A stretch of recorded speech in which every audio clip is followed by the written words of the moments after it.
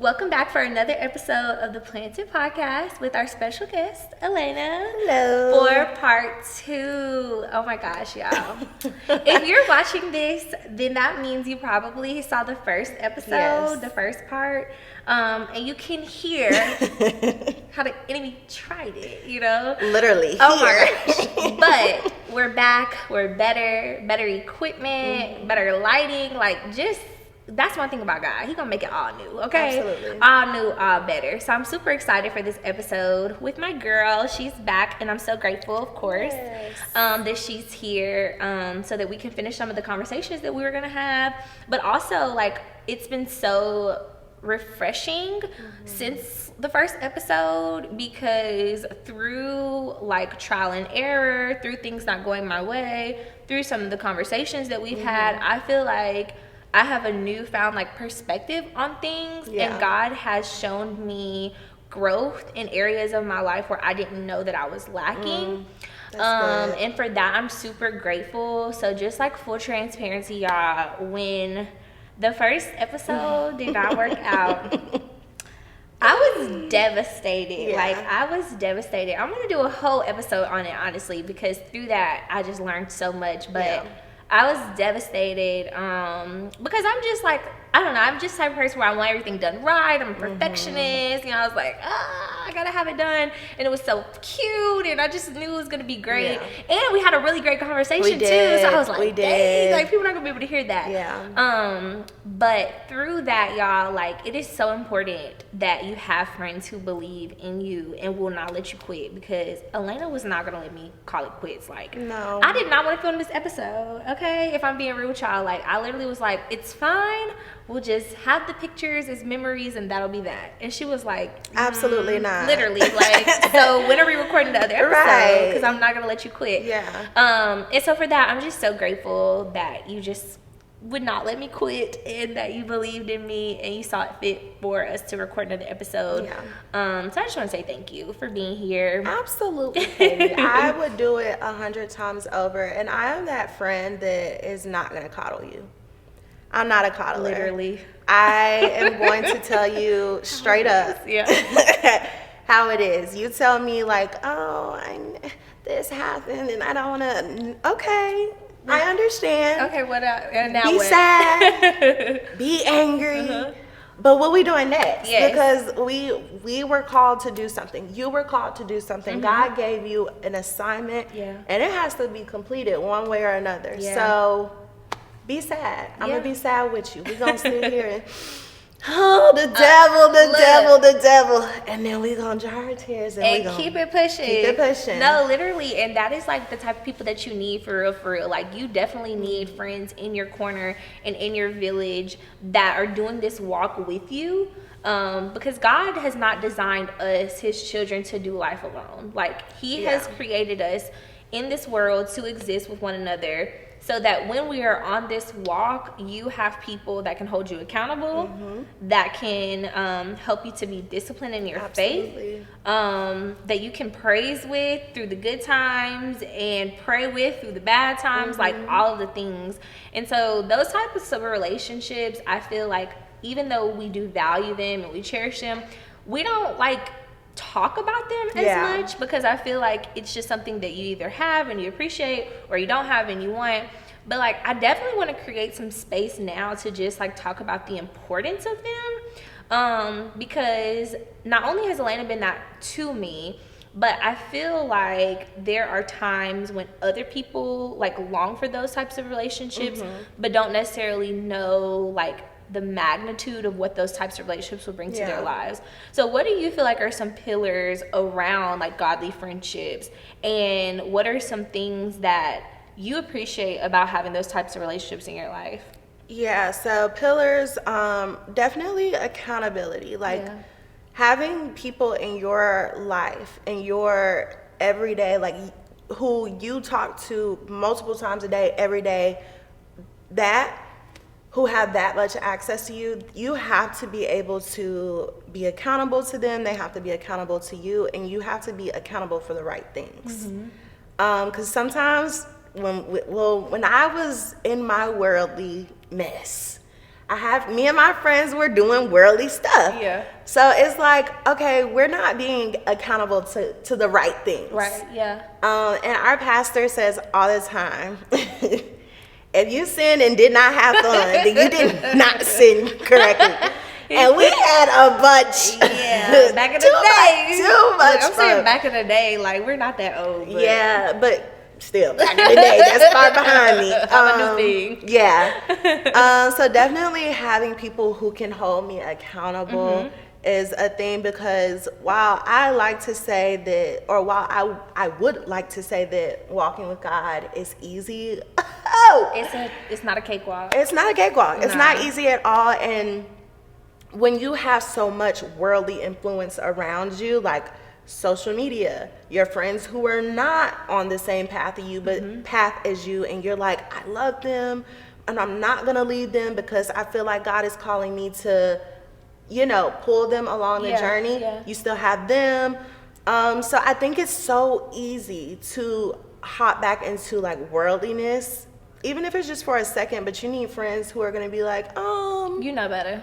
now you Come here.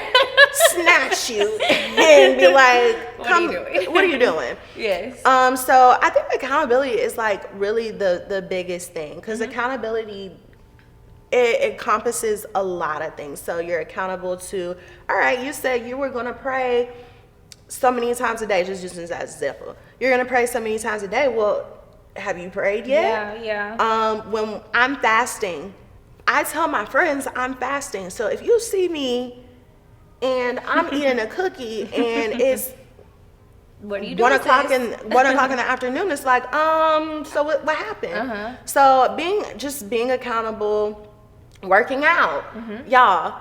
Our friend group is like we're on it. And so like just holding each other accountable in those areas. While this is a Christian podcast, we are still human. So like we, in all areas of our life, we want to be successful. So it just encompasses a lot. So you have your life with God, your personal life, because we got to be healthy.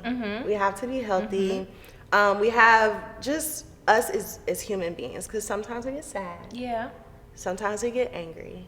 Sometimes things happen, and just having those people who, like I did for Katie, be sad, be angry, because things happen. But all right.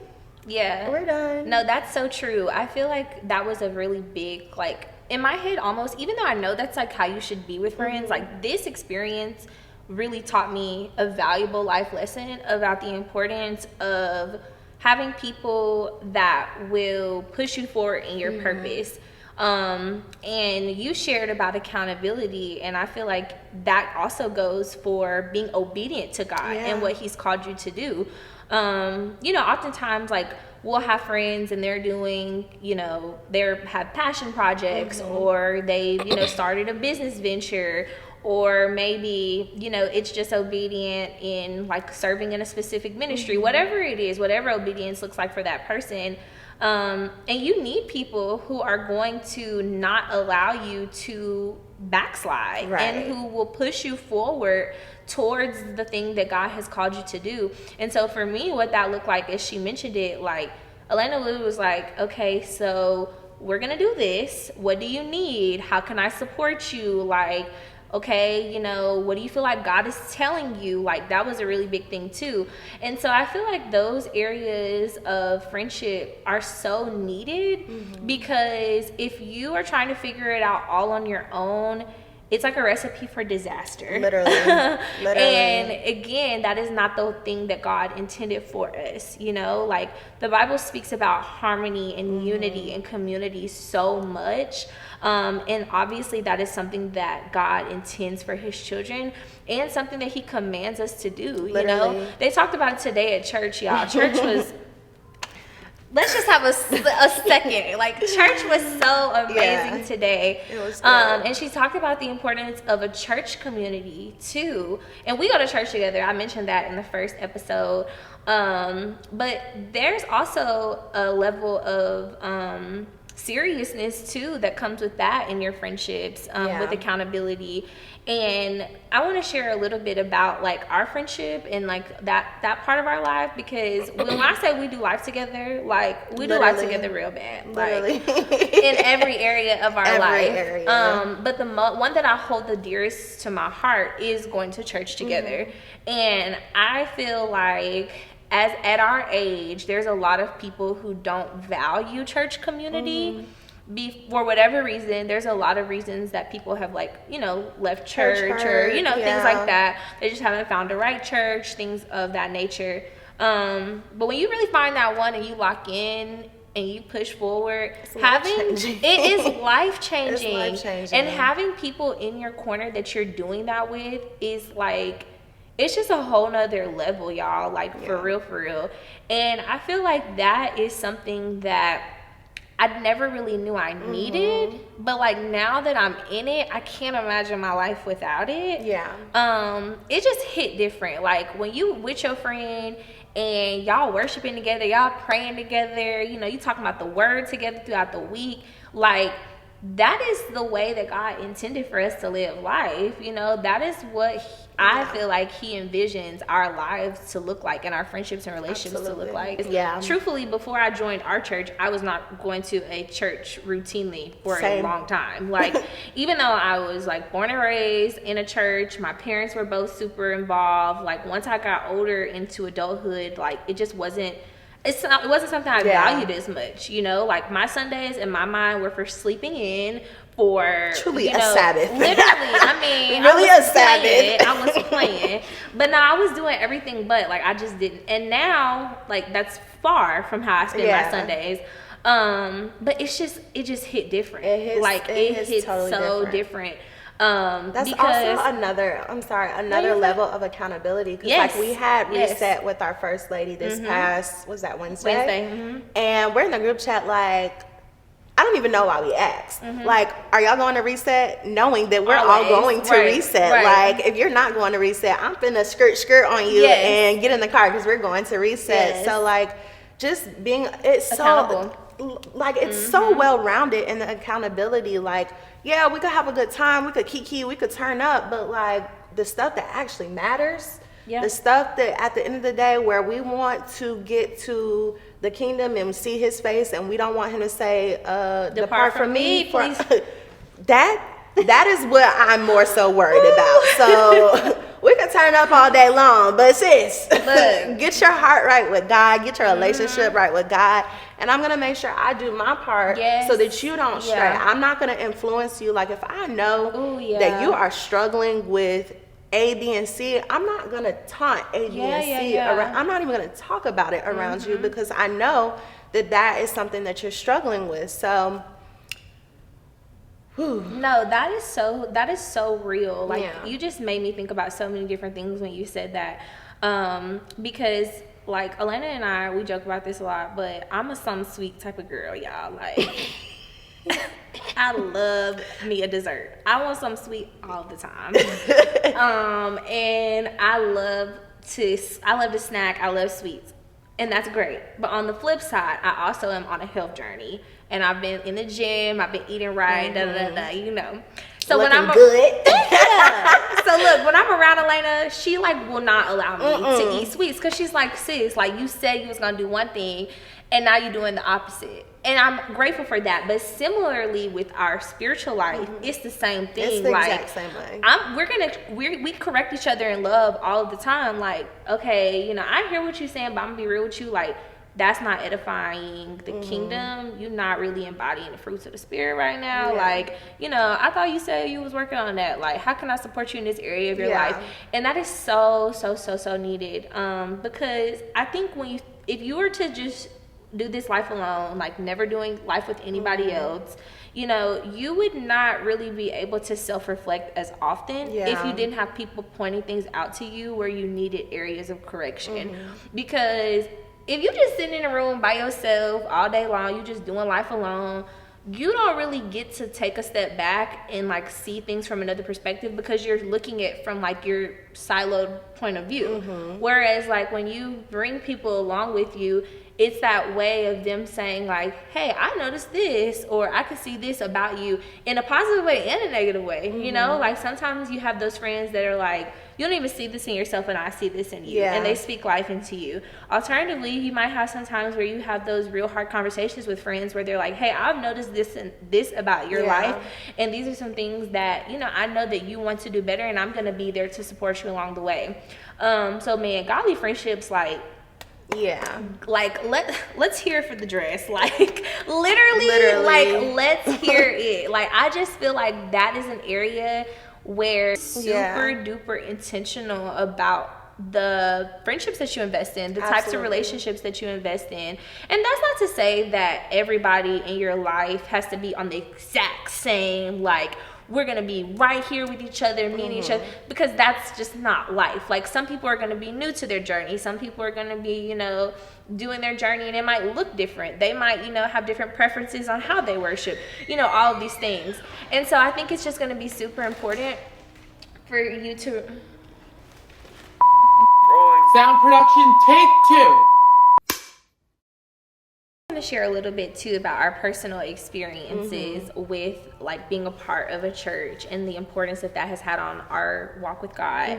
And so a little backstory, y'all. Like I mentioned, you know, many times we go to church together, but how that came to be was just divine intervention, like for real. Literally. So first, our friend Erica was going to the church. I don't know how she found the church, but she was going to the church. She invited me. I came to the church. I invited Taylor. Taylor came to the church. Taylor invited Elena. Elena came to the church. And literally we all joined our first time coming here. And so like it was just a domino effect. But from that, of course, has just been bliss, like just being a part of this community together. What does that look like for you? And how has like being a part of just a church community, not even with your friends, but just a church community, how has that shaped your walk with God? Wow. I get fooled even thinking about it, because I was looking for a church home when I found the Faith Center, and I unfortunately had given up a little bit because I got discouraged. So I grew up Catholic. For a lot of y'all probably don't know that, but I grew up Catholic. So if you've ever been to Mass, you know it's an experience. It's truly an experience. So coming to a non-denominational, ooh, I can't speak. Non-denominational. That's all right, take your time. So coming to one of those churches. Okay, come on, stop playing. Okay, you was coming to. It was the taking your time part. I'm sorry. That's such a churchy thing to say. It is. Okay. You are so churchy. I am. I got it bad. BTS.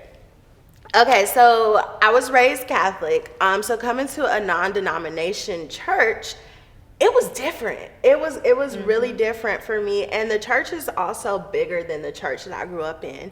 So I was like, oh, this is really different. But that church, our church, the Faith Center, really emphasizes that the quality of your life is also tied to you serving. It's tied to you serving. It also goes up, but it goes up because everything else that you are doing aligns with God's will. Yes. So I serve in the Bright Ministry. I love children. I love children. She's so good too. I love children. So the ability, just serving with the Faith Center has given me the ability to pastor to children. Who knew I would want to pastor to children? Like, I just like children. But it gives me the ability to connect God and these children together in a way that I didn't even think that I would be called to do so. So that also has led me to meeting the parents and the other people who serve, like growing relationships with them, and like the girls' night that we talked about in the last episode that literally took us out. A lot of the women who came, I met through church. So it's like we're building. I want to just expand this out of church because church is one area. It's one area of my life, but I want to include church in like literally almost everything. Yeah, we do that. If I can, I want to include it, and it's not if you can. Yeah. But I want to include it everything. So the women who go to our church are around the same age as us. So it's like, yeah, I want them to come experience me outside of church. Just same girl, but just a little bit more turn. But yeah, our church is just It's so our good. first lady. It's phenomenal. I love her. Love her down. Like please come. I can't even put it into words. Like we don't even have enough time to talk about all the wonderful things that our church is, not only to us, but the community. They paid off some of my debt. Hey. They paid off some of my debt. Hey, what a blessing. What a blessing. That's an invitation, of course, to people that live in this area. But wherever you are, like, if you're someone who, you prefer to like watch church online, like take that step of faith and find your community of people. Yeah. Like Pastor talked about this a while ago. Like we ain't in COVID no more. Okay. Like we got to get out the house. Got to get off the couch. You got to go into that building. Absolutely. Because there's something there for you and for your walk with God. And whether that is community, whether that is, a better understanding of the word, whether that's a more intimate worship experience, whether that is, just you being able to take another step to grow deeper in your walk with God. Like there's something for everybody. And it's just so valuable. Like we can't even put into words, of course, what it's had, the impact it's had on our life. But again, like that is the commandment that God had for his people. Our guest pastor talked about this morning, but God's design and his will for every person, every believer in Christ to be a part of a church, to serve in a church, and just to participate in every aspect that you can, because that's what we're here for. We're here to be disciples. We're here, and God put us on this earth to not just take up space, but to do kingdom work. And kingdom work looks different for everybody. Kingdom work can be, if you're a great photographer, like that could be serving for your church and taking great photos. If your kingdom work could be using your personality to, bring people in and like, just invite them to church. Like whatever it is, you have to find what works best for you. But God's been too good to us not give him what's owed, which is his time, his tithes. That's a whole nother thing. But it's just so valuable. Yeah. It really is. And so going back to the title to wrap us up, we want to live a planted life. And living planted, of course, means like staying rooted in your word, staying rooted in worship, all the things. So what is a song, scripture, Bible story that helps you to live planted? Okay, so I was going to choose another song, but God convicted me, as always. We love when God convicts us. Always. Only Jesus by House Fires. Ooh, I love them. This song, I thought I surrendered to God. I said I surrendered and didn't really surrender. And God was like, oh, okay. Ooh. Okay. But when I hear the song, instantly whatever it is that I need to truly surrender will pop into my mind. And I'll be like, wow. Okay, I need to stop doing this, or I need to give up this. So I will definitely say Only Jesus, because if you've never heard the song, it's such a beautiful worship song. Such a very beautiful worship song. So I would definitely say that. What about you? We're going to add that to the Planted podcast. Please, and go listen to it, y'all. Yes. For me, the song that lives like currently that's been in rotation is Safe in His Arms. There's many renditions. One of my favorites is by Avery Sunshine. But that song just helps me to live planted because it reminds me of the covering of Jesus. And it helps me to be reminded of his grace that follows me literally everywhere I go. And that literally when there's storms of life happening, when things are crazy and looking a mess and I don't really know where to look, like I can always keep my mind on God, and he will keep me grounded and he will keep me safe and covered in a way that you just can't even fathom. That goes for my mind, my heart, my physical safety. Like I truly feel safe with God on my side. And I've been really meditating on that lately because I feel like, you know, life has been lifing in a lot of areas Yeah. for me lately. And I just have to be reminded that, like, I'm literally in the palm of his hands. Like, he Absolutely. has me so close to him Absolutely. that no tactics of the enemy can harm me. No doubt that I even try to put in my own mind can get in the way of the things that he's called me to do. And so for that, I'm just so grateful. So I hope you all enjoyed this episode. If you haven't checked out the previous episodes, please go do that. Yes. If you haven't checked out the playlist on Apple Music, that will also be in the description below. My charge to you is to just cherish those godly friendships that you have in your life. Find a church community Absolutely. to strengthen your walk with God, and of course, to live planted. Catch you later. Love you, Katie girl. Love you.